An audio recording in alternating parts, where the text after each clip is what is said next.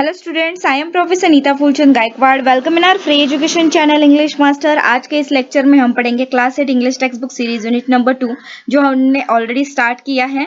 Lesson number 2.4, 3 visions for India. Okay, let's learn the lesson with full explanation in Hindi. And देखिए students, इस lesson में आपको यहाँ पर जो ये इमेज या फिर जो फोटो दिख रहा है, this is the image of the great scientist doctor APJ Abdul Kalam sir.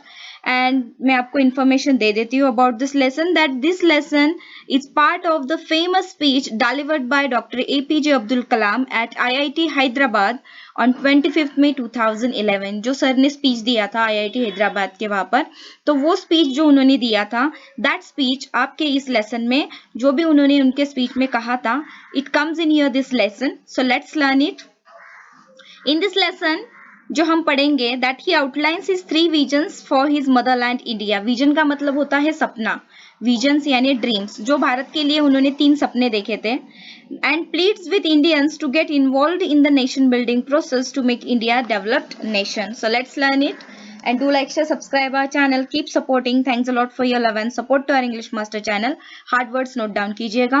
Dr. APJ Abdul Kalam, the father of India's integrated guided missile program, states 3 visions for India based on the achievements and progress that he has witnessed in the history of the nation and during his own career on the missile scientist। ठीक है, so जो उनका खुद का career था, पहले उनका जो फुल नेम था APJ Abdul Kalam, APJ it means Abul Pakir Jainulabdeen Abdul Kalam, ये था उनका नाम। And he was an aerospace scientist. Also, he was India's 11th president who served from 2002 to 2007. So, Dr. APJ Abdul Kalam, the father of India's integrated guided missile program, doctor APJ Abdul Kalam Bharat के एकीकृत निर्देशित missile कार्यक्रम के जो जनक थे, states 3 visions for India based on the achievements and progress that he has witnessed in the history of the nation and during his own career as a missile scientist। और राष्ट्र के इतिहास में और अपने स्वयं के करियर के दौरान एक मिसाइल वैज्ञानिक के रूप में देखी गई उपलब्धियां, यानी कि जो सफलता, जो सक्सेस उन्होंने देखा था और जो प्रगति थी, उसके आधार पर भारत के लिए उन्होंने 3 सपने देखे हैं।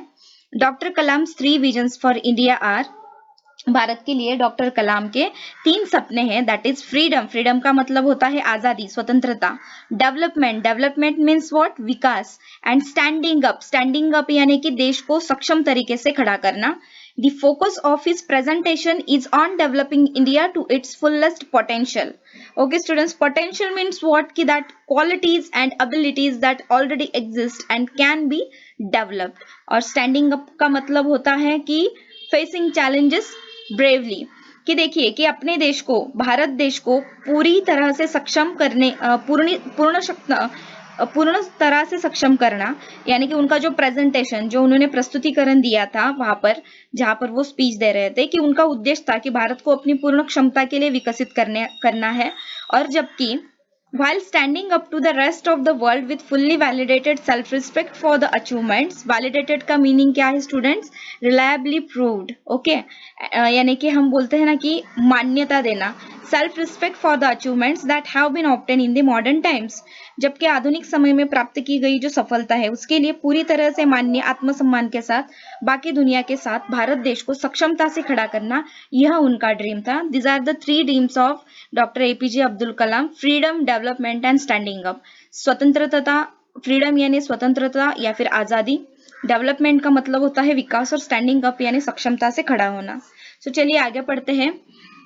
हिज फर्स्ट ड्रीम, जो जिसकी शुरुआत उन्होंने की है, that if we are not free no one will respect us, यदि हम आजाद नहीं होंगे तो कोई भी हमारा सम्मान नहीं करेगा। I have 3 visions for India, Bharat के लिए मेरे 3 सपने हैं। इन 3000 ईयर्स ऑफ आवर हिस्ट्री, हमारे इतिहास के 3000 वर्षों में, people from all over the world have come and invaded us।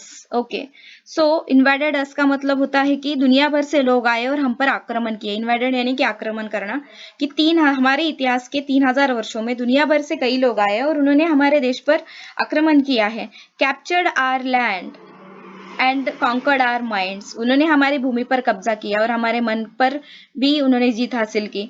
From Alexander onwards the Greeks, the Portuguese, the British, the French, the Dutch, all of them came and looted us and took over what was ours. So यहाँ पर वे बताते हैं कि Alexander के बाद से यूनानी, पुर्तगाली, ब्रिटिश, फ्रांसीसी, डच, इन सभी ने आकर हमें लूट लिया और जो हमारा था उस पर अधिकार उन्होंने जमा लिया। Yet we have not done this to any other nation. लेकिन फिर भी हमने किसी अन्य राष्ट्र के साथ ऐसा व्यवहार कभी भी नहीं किया है। We have not conquered anyone. हमने किसी पर भी विजय प्राप्त नहीं की है। We have not grabbed their land. हमने उनकी जमीन उनसे छीनी नहीं है। Their culture and their history. Not tried to force our way of life on them. यहाँ पर डॉक्टर अब्दुल कलाम कह रहे हैं we have not grabbed their land, their culture and their history. हमने उनकी जो जमीन है, उनकी संस्कृति और उनके इतिहास को कभी छीनने की कोशिश नहीं की है। Not tried to force our way of life on them, और हमारे जीने का तरीका हमने उन पर जो थोपने की कोशिश भी नहीं की है। व्हाई? ऐसा क्यों? Because we respect the freedom of others. ऐसा इसलिए क्योंकि हम दूसरों की आजादी का, स्वतंत्रता का सम्मान करते हैं। That is why my first vision for India is freedom. यही कारण है कि भारत के लिए मेरा पहला सपना आजादी है। आई बिलीव, मुझे विश्वास है, that India had its first vision of freedom in 1857 when we started the war of independence. मेरा मानना है कि भारत में 1857 में स्वतंत्रता का पहला सपना देखा था जब हमने स्वतंत्रता का युद्ध शुरू किया था। It is this freedom that we must protect and nurture and build on. यही वह स्वतंत्रता है जिसकी हमें सुरक्षा करनी चाहिए, जिसका हमें पोषण करना चाहिए और जिसका हमें विकास करना चाहिए।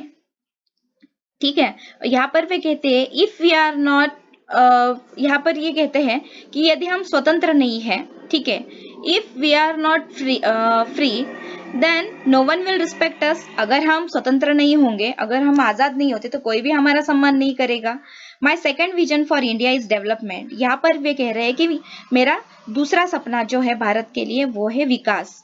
For 50 years we have been a developing nation. 50 वर्षों से हम एक विकासशील राष्ट्र रहे हैं। It is time to see ourselves as a developed nation. और यह खुद को एक विकसित राष्ट्र के रूप में देखने का समय है। We are among the top 5 nations of the world in terms of gross domestic product, GDP. और यहाँ पे वे कहते हैं कि हम सकल घरेलू उत्पाद, जिसको जीडीपी कहते हैं, इसके मामले में दुनिया के शीर्ष 5 देशों में से हैं। टॉप 5 कंट्रीज में हम आते हैं। We have 10% growth rate in most areas. और हमारा अधिकतर क्षेत्रों में 10% विकास दर है।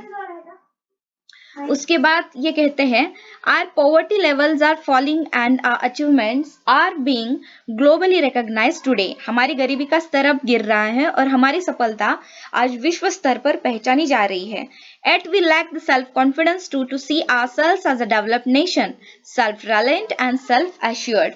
तो यहाँ पर वे क्या कहते हैं कि हमारी गरीबी का स्तर भी गिर रहा है, हमारी सफलता भी विश्व स्तर पर पहचानी जा रही है, ग्लोबली यानी कि विश्व स्तर पर पहचानी जा रही है। ग्लोबली रिकॉग्नाइज्ड यानी accepted and appreciated all over the world. पूरे दुनिया में इसको एक्सेप्ट किया गया है। फिर भी yet we lack the self confidence to see ourselves as a developed nation. लेकिन फिर भी हमें खुद को एक विकसित राष्ट्र के रूप में देखने के लिए आत्मविश्वास की कमी है। And self-reliant and self-assured. Self-reliant means not needing help or support from other people, यानी कि आत्मनिर्भर। and self-assured का मतलब होता है having confidence in yourself, की आत्मविश्वास, कि फिर भी हमें खुद को एक विकसित राष्ट्र के रूप में देखने के लिए आत्मविश्वास की कमी है। आत्मनिर्भर और आत्मविश्वास। Isn't this right?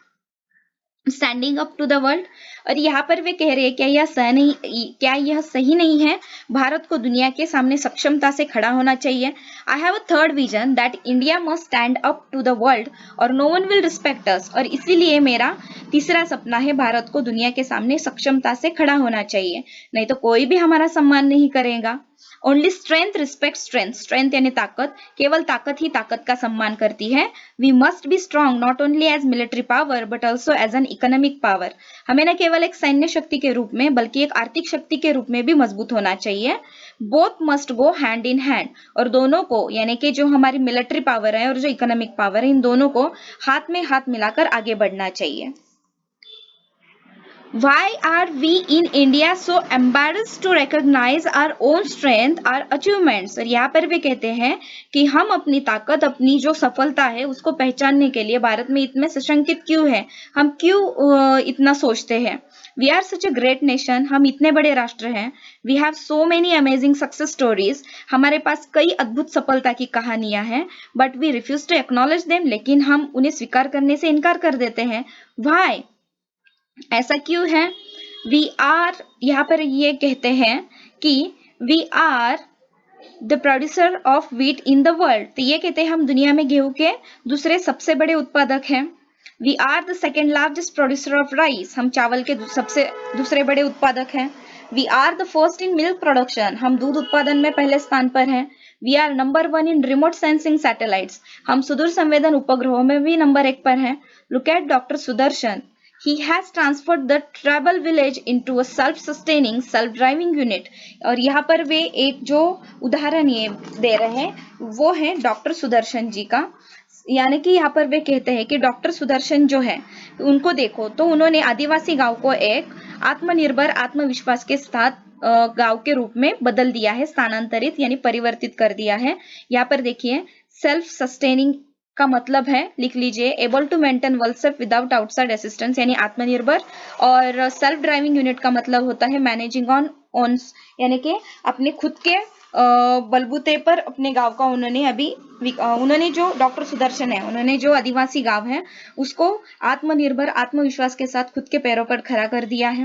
There are millions of such achievements, और ऐसी लाखों उपलब्धियां लाखों सक्सेस स्टोरीज हैं, but our media is obsessed only with bad news and failures and disasters. और यहाँ पर वे कहते हैं कि यहाँ पर सफलता की इतनी लाखों कहानियां हैं हमारे भारत में, लेकिन हमारा जो मीडिया है वो केवल बुरी खबरों और असफलताओं और विकृतियों से ग्रस्त है, उससे घिरा हुआ है।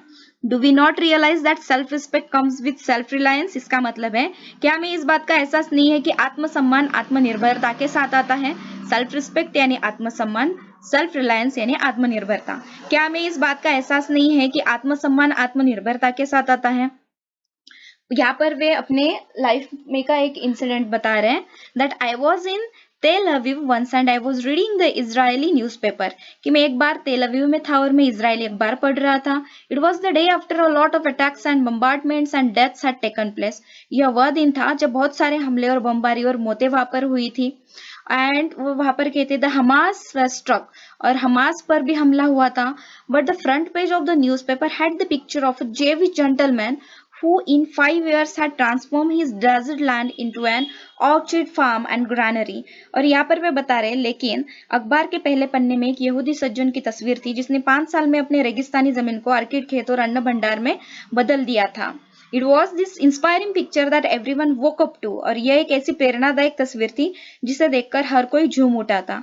The gory details of killings bombardments and death were inside the newspaper buried among other news. और यहाँ पर ये कहते हैं कि अखबार के अंदर हत्याएं, बमबारी और मौत की बहुत सारी खबरें थी, लेकिन ये सारी खबरें ये जो बड़ी खबर थी इसके बीच में दफन हो चुकी थी। Isn't it possible in our country? और यहाँ पर अब्दुल कलाम जी कह रहे हैं कि क्या यह हमारे देश में संभव नहीं है। I want to live in a develop India, मैं एक विकसित भारत में रहना चाहता हूँ। अनदर क्वेश्चन, एक और सवाल, why are we as a nation so obsessed with foreign things, कि हम एक राष्ट्र के रूप में विदेशी चीजों से इतने प्रभावित क्यों हैं। We want foreign TVs, we want foreign shirts, we want foreign technology. यहाँ पर वे कहते हैं कि हम विदेशी टीवी चाहते हैं, विदेशी शर्ट चाहते हैं, विदेशी तकनीक चाहते हैं। और यहाँ पर वे ये भी कह रहे हैं कि why we obsessed with everything imported, कि क्यों हमें आयातित चीजों के साथ में इतना जुनून है। Do we not realise that self respect comes with self reliance, क्या हमें इस बात का एहसास नहीं है कि आत्मसम्मान आत्मनिर्भरता के साथ आता है। आई was in Hyderabad giving this lecture when a 14 years old girl asked me for my autograph, मैं हैदराबाद में ये व्याख्यान दे रहा था जब एक 14 साल की लड़की ने मुझसे मेरा ऑटोग्राफ मांगा। I ask her what her goal in life is, और मैंने उस लड़की से पूछा कि जीवन में उसका लक्ष्य क्या है। शी रिप्लाइड, उसने आंसर दिया, I want to live in a develop India, कि मैं एक विकसित भारत में रहना चाहती हूँ। फॉर हर, यानी यहाँ पर कलाम सर कह रहे हैं कि उसके लिए, you and I will have to build this develop India, you must proclaim, कि इसके लिए आपको और मुझे इस विकसित भारत का निर्माण करना होगा, और जिसको आपको आत्मविश्वास से घोषित करना चाहिए। प्रोक्लेम का मतलब होता है students, declare clearly and confidently to all, को हमें चीख चीख कर सब पूरी दुनिया से कहना चाहिए कि हमें विकसित भारत का निर्माण करना है। So this is the very inspiring story student जो आज हमने पढ़ी है, that is 3 visions for India, and this is the speech by doctor APJ Abdul Kalam sir ji. And हमने ये पूरा full explanation in English with Hindi पढ़ा है। आई होप कि आपको समझ में आया होगा। सो जल्दी ही मिलते हैं नेक्स्ट लेक्चर में। तब तक के लिए take care of yourself, family, friends, do like, share, subscribe our channel. Thank you so much and bye bye.